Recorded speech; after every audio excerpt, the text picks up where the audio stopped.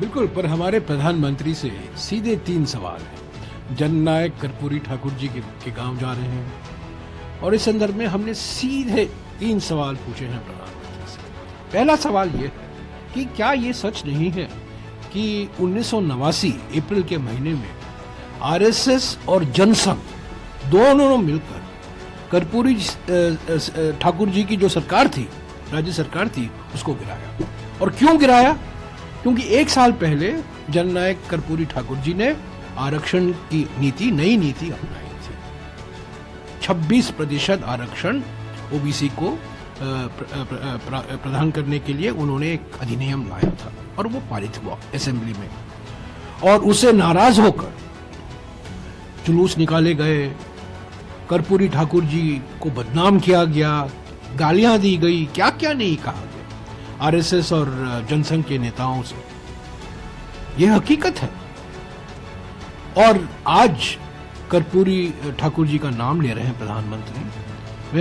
हम उनको याद दिलाना चाहते हैं, अप्रैल 1989 में आपने क्या विश्वासघात किया कर्पूरी ठाकुर जी के सरकार के साथ। दूसरा सवाल यह है कि जाति जनगणना की मांग जब कांग्रेस के नेता राहुल गांधी जी, मल्लिकार्जुन खड़गे जी, सभी लोगों ने उठाई, तो प्रधानमंत्री 28 अप्रैल 2024 को कहते हैं कि जो लोग जाति जनगणना की बात करते हैं उनकी सोच नक्सल सोच है।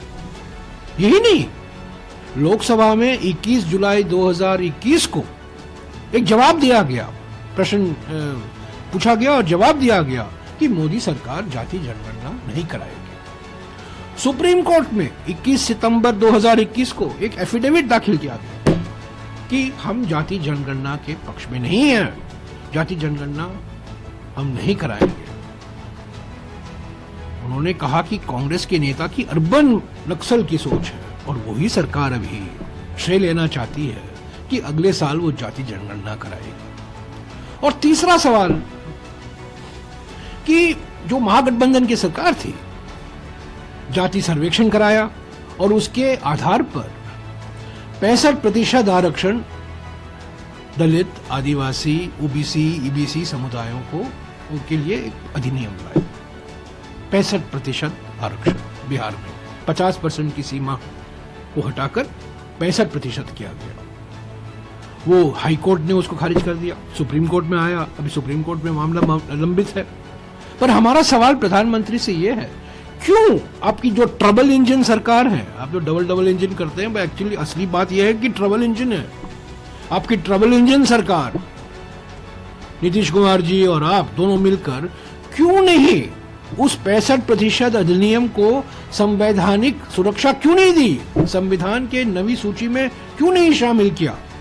30 साल पहले 1994 में कांग्रेस की सरकार, तत्कालीन कांग्रेस की सरकार, जब नरसिम्हा राव जी प्रधानमंत्री थे और सीताराम केसरी हम सामाजिक कल्याण मंत्री थे, तमिलनाडु के 69% आरक्षण को, अधिनियम को नवी सूची में शामिल किया, यानी कि संवैधानिक सुरक्षा उसको प्राप्त हुई।